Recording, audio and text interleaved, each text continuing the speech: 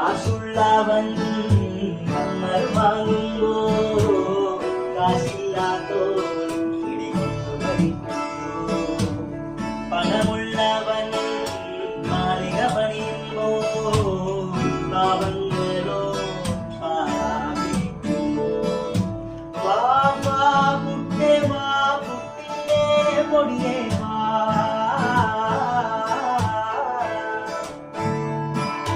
വാ വാ പുട്ടേ വാ പുട്ടുണ്ടെങ്കിൽ പിന്നെന്താ